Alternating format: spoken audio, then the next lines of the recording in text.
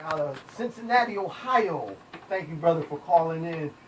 CeCe Rogers, how are you, sir? I'm fine, man. How are you? I'm blessed, man. I can see that. Congratulations, man. Congratulations. Bless you. Thank you. Yeah, I know.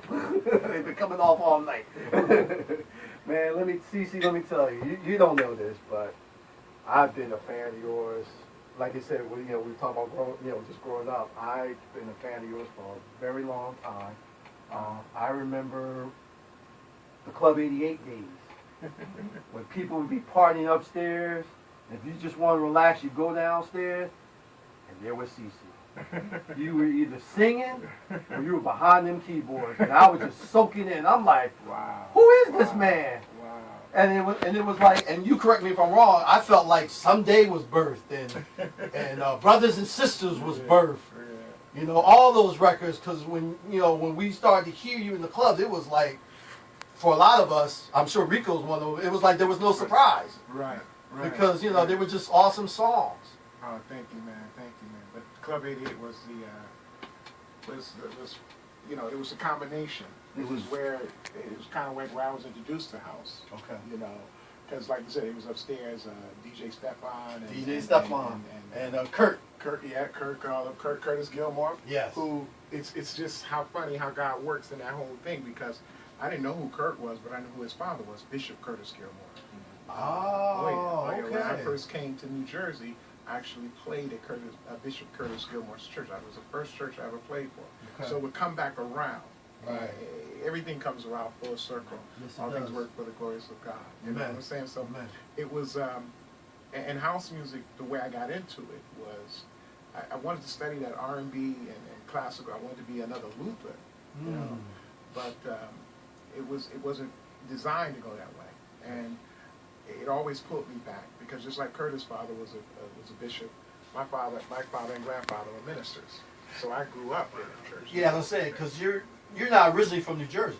No, I'm originally from Ohio. Like this guy from Cincinnati. Yeah. 5 hours away. You're from Cleveland. Yeah. I'm from Cleveland. Yes. And I grew up in the church, so there was a certain type of home training, as you want to say. Now this is going to blow you. This is going to add to it. My grandfather was a bishop in Kojic. Church of God in Christ. Oh my God, the musicians out of there. One of the most modern. Oh my God, I played at a Kojic church. From Toledo.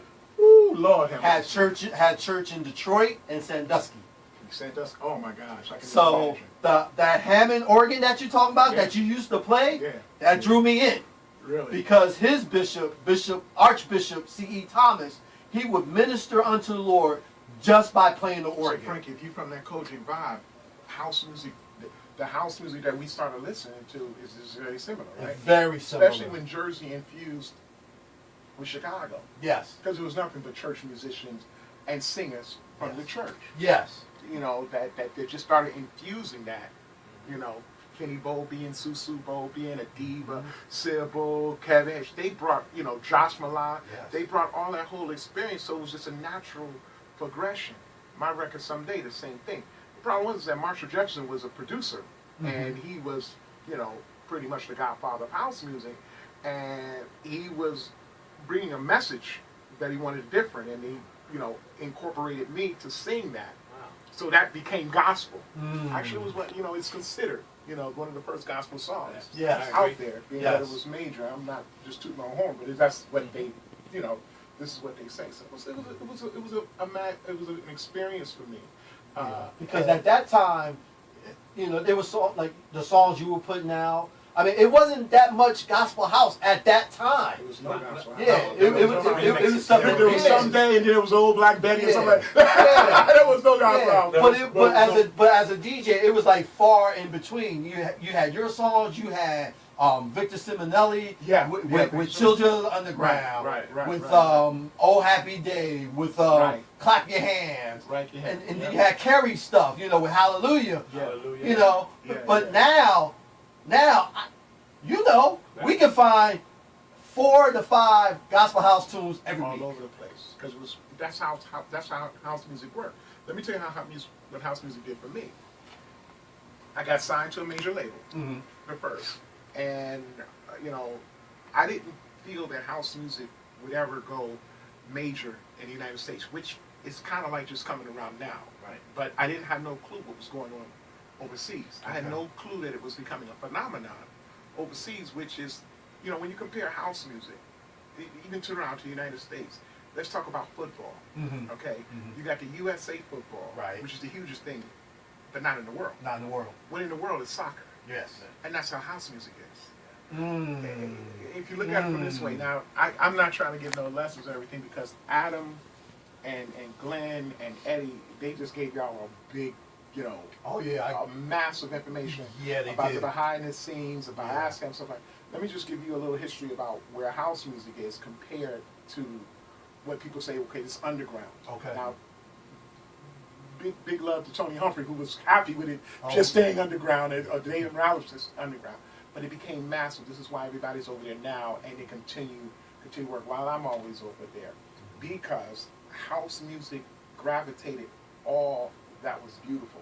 Mm. There was no restrictions. That's why you guys are in house music. Yes, sir. And that's why you can grow. You could come from the club of whatever that was to the love of a woman or whatever, and then going into talking about God and still be in a line. You know, you don't have to come out and apologize for anything, because house music was always about happy music. Mhm. It was always about agree. good love. It was about love and unity. Mhm. All of us living together, living one happily, you know, just enjoying on the dance floor. And so I was very comfortable with that. And when I got signed to Atlantic and I tried to go back into R&B, you know, the label people over there was like, okay, CeCe, we need to kind of like, you know, switch you up now, because you need to go mainstream in the United States. Okay, so I said, okay. So they brought in people like R. Kelly to write, you know, write for me. And I saw these lyrics, I'm like, Zoo. I can't. yo, my brother. And Wow. nothing against R. Kelly, because Right. as far as I'm concerned, one of the great, you know, there's nothing but God in this guy when he talk about you. I believe I can fly, even though there's a lot of stuff that he had to deal with, Yeah. you know, Right. and that he goes with, but. You can't take him.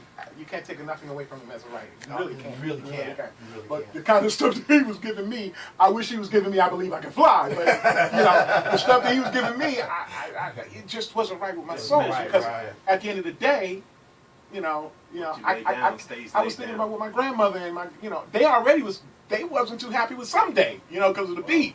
And I said, Grandma, you got to listen to this. I'm talking about nothing. I'm talking about nothing but love. And what my grandfather, who was still alive when I came out with that, he says, listen, man, you're going to touch more people than I ever have.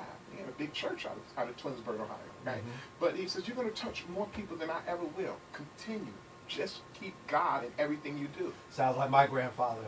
He kind of echoed the same thing. Keep God. Because when I first told him, I said, you know, I said, Dad, you know, this is what God gave me to do. I just want to know what you think. He said, well, let me ask you this. Are people being blessed by it? There you go. I said, yes. Right. He said, does it glorify God? I said, yes. So who am I to say no? Yeah, that's right. And he gave me the blessing. Because if he didn't, that's it. I'm not DJing. I'll do whatever. Lord, whatever you have me do. Frank, the first time I realized that there was a connection between gospel and the song Someday, I was performing at a place called the Hacienda in Manchester. Okay. And I really thought, you know, there was me, Marshall Jefferson, and maybe out of a place of 2,000 in the club, there could have been 10 black people in there. Mm. And so I was like, how are these people going to identify with me singing a song Right. about brothers and sisters living in harmony and going over to South Africa and be called a man?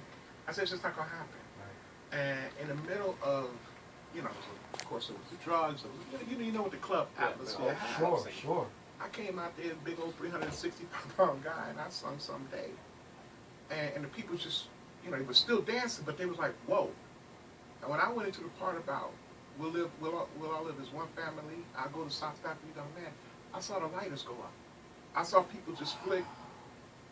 Before the end of the song, I was crying. I was crying because I couldn't imagine that message. And then later on, at the end of the night, I was in the dressing room, and somebody said they had to come and talk to me. And this woman said, I was going to commit suicide. I was suicidal. Because I've been dealing with this, and a white girl, just totally like, she said, your song saved me. Praise God. And I'm like, huh? How did this identify? Now, you know, at this time I'm 23 years old, so I'm not really identifying with what this is all about. Right. And then I went back to what what our grandfather said, grandparents said, and I'm like, okay, this is where I need to stay, and this is where I need to go. Yeah. This is the lane God gave me. I'm gonna stay in this lane.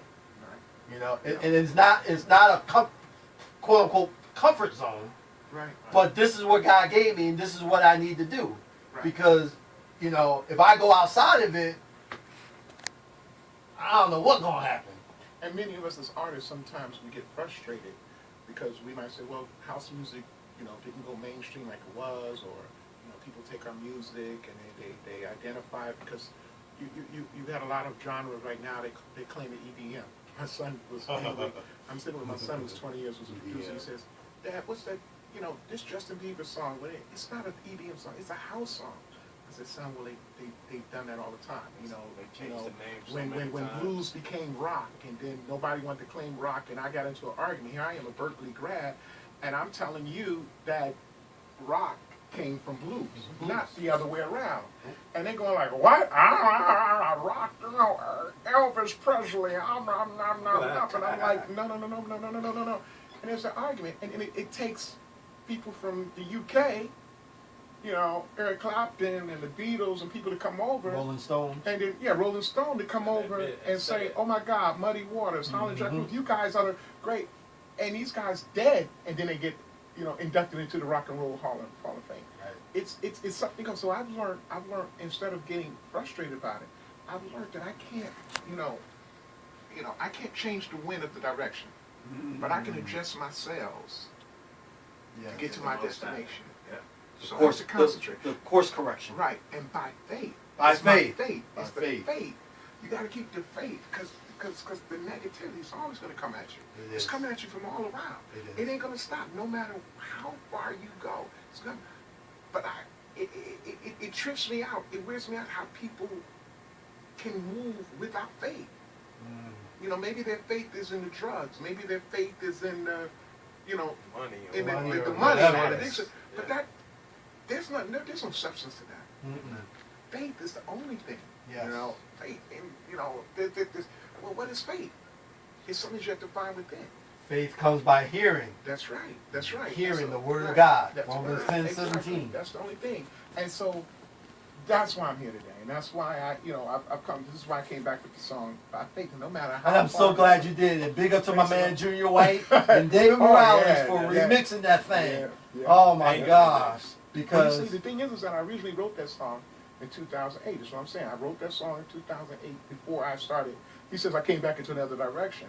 But it's funny because we were just talking about Don Tallman's Feel Your Vibe. Yes. I did a record with Bob St. Clair just a few months ago called, we got over 2 million views. It's called I Want You. Okay. And stuff that I do because my attitude is I'm in this business. I'm in this music business. Right. I have never, even as a minister of music, and Eddie Nichols is doing it here, and I've been a minister of music most of my life, I never felt that I should be sustained financially unless I was giving it all. Okay? And, when I studied the book of Psalms and I studied the Bible, I recognized that they always took care of the ministers, they always took care of the musicians. Yes. And when I saw that, the shift, the change of the church, I started realizing that, dang, I'm running into people